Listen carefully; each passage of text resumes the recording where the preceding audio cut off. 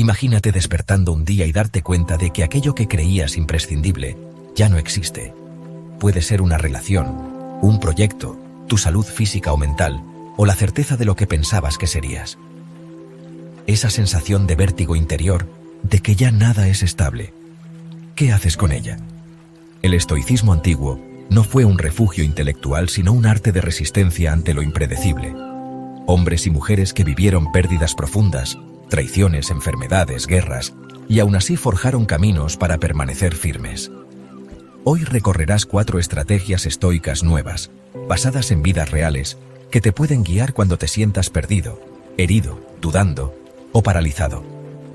No repiten lo de antes, sino que amplían. Más historia, más ejemplos, más herramientas. Epicteto nació alrededor del año 50 de la era común en Hierápolis de Frigia. Fue esclavo en Roma bajo Epafroditus, quien pertenecía al séquito imperial, lo que hizo que su esclavitud fuera particularmente cercana a los círculos de poder. Su pierna fue rota en un momento de abuso, y lo notable es cómo reaccionó. Advirtió que si seguían, se rompería. Cuando ocurrió, no hubo berrinche, sino una aceptación serena. Estrategia: sostener la resistencia, aun cuando aquello que te rodea sea adverso mucho tiempo. Reconocer el dolor, sin huir de él. Sentir lo que sucede no es debilidad. Permítete admitir la herida, la injusticia, la tristeza. Epicteto vivió muchos años donde la esclavitud, la pobreza, los impedimentos físicos lo marcaron. Aún así, no fue una víctima eterna, sino alguien que dijo: esto no está en mi control, pero lo que sí lo está es cómo respondo. Cultivar una disciplina interna diaria. Ejercitar la mente con preguntas como: ¿qué juicios traje hoy que me dañan? ¿Cuáles puedo cambiar? Epicteto enseñaba esto en su Enquiridión, Handbook, donde dice que muchas de las perturbaciones no vienen de los hechos, sino de nuestras opiniones sobre ellos. Aceptar lo que no puedes cambiar, pero seguir actuando donde puedas. Epicteto pudo no controlar su condición, pero sí su enseñanza, su forma de vivir, su influencia. En vez de lamentarse eternamente, decidió enseñar, formar discípulos, construir una escuela en Nicópolis, tras su destierro de Roma. Transformar la adversidad en carácter.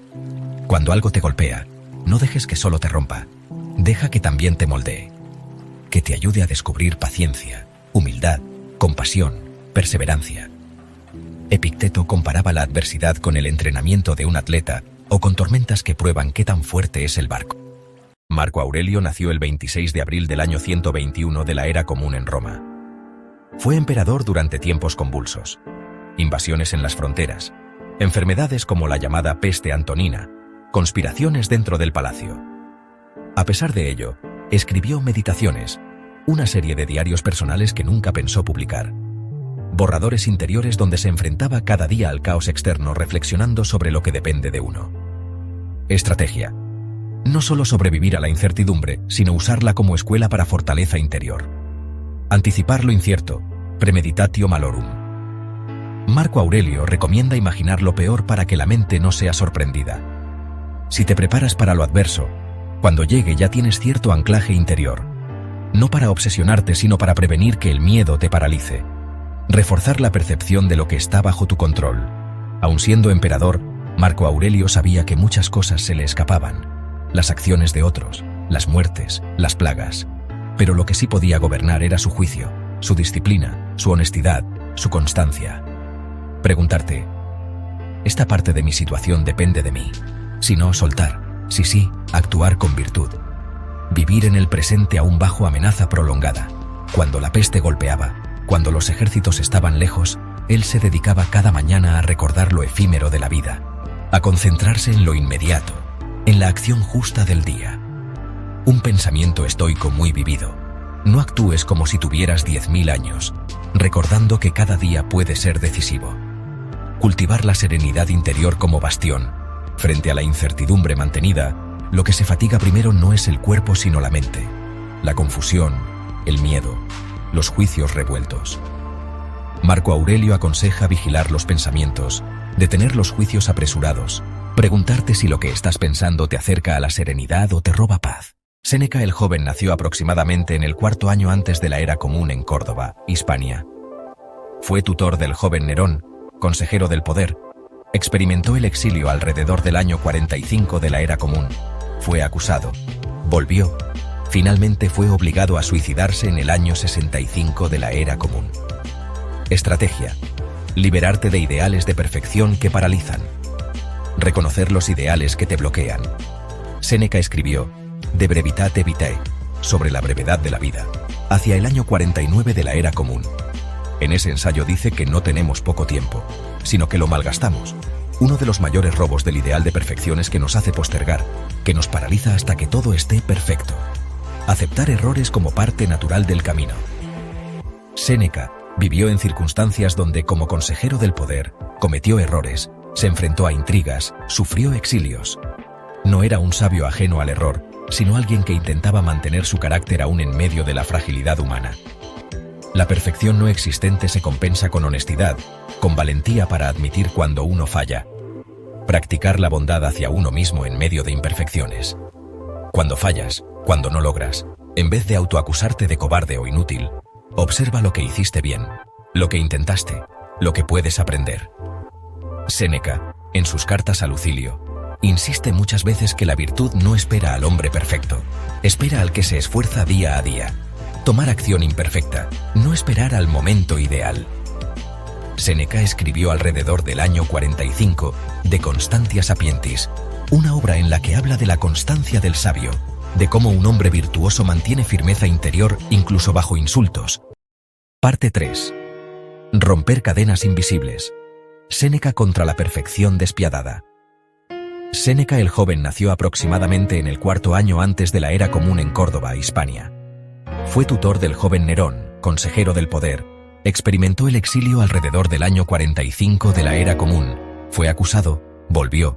Finalmente fue obligado a suicidarse en el año 65 de la Era Común. Estrategia: liberarte de ideales de perfección que paralizan. Reconocer los ideales que te bloquean. Séneca escribió De brevitate vitae, sobre la brevedad de la vida, hacia el año 49 de la Era Común. En ese ensayo dice que no tenemos poco tiempo, sino que lo malgastamos. Uno de los mayores robos del ideal de perfección es que nos hace postergar, que nos paraliza hasta que todo esté perfecto. Aceptar errores como parte natural del camino. Séneca vivió en circunstancias donde, como consejero del poder, cometió errores, se enfrentó a intrigas, sufrió exilios. No era un sabio ajeno al error, sino alguien que intentaba mantener su carácter aún en medio de la fragilidad humana. La perfección no existente se compensa con honestidad, con valentía para admitir cuando uno falla. Practicar la bondad hacia uno mismo en medio de imperfecciones. Cuando fallas, cuando no logras, en vez de autoacusarte de cobarde o inútil, observa lo que hiciste bien, lo que intentaste, lo que puedes aprender. Séneca, en sus cartas a Lucilio, insiste muchas veces que la virtud no espera al hombre perfecto. Espera al que se esfuerza día a día. Tomar acción imperfecta, no esperar al momento ideal. Séneca escribió alrededor del año 45. De Constantia Sapientis, una obra en la que habla de la constancia del sabio, de cómo un hombre virtuoso mantiene firmeza interior. Los estoicos vivieron relativamente poco tiempo comparado con los siglos que han pasado. Sus vidas terminaron, pero sus ideas siguen. Ese es el tipo de legado que no depende del aplauso externo, sino de cómo se vive cada día. Estrategia: dejar huella invisible, pero real. Vivir por lo que vale, no por lo que parece valer. Marco Aurelio, en sus Meditaciones, escribe que muchas cosas que valoramos no son valiosas, o no durarán, o dependen del juicio ajeno. Él se esforzaba por determinar lo que para él era justo, bueno, virtuoso, no lo que brillaba ante otros, sino lo que hacía bien para su alma. Practicar actos de virtud silenciosa, ayudar cuando nadie lo nota, ser generoso aunque nadie lo sepa, mostrar amabilidad aún ante el maltrato. Epicteto enseñaba que la virtud es visible ante los dioses o ante ti mismo, incluso si los humanos no la reconocen. Su escuela en Nicópolis atraía discípulos, pero la enseñanza iba más allá de fama. Era para quien deseaba vivir bien.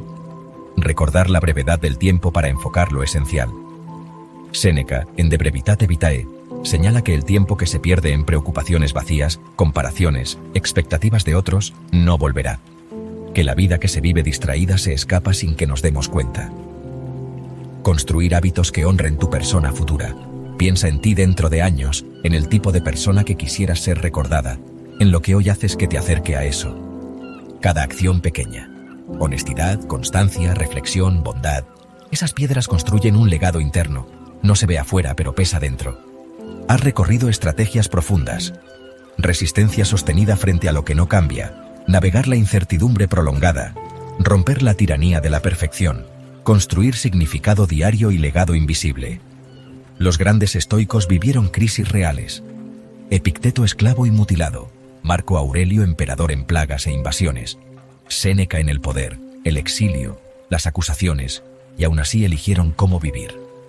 Puedes hacerlo tú también, eligiendo quién quieres ser en tu interior, aun cuando el exterior traicione, fallen los planes, tiemble el suelo bajo tus pies.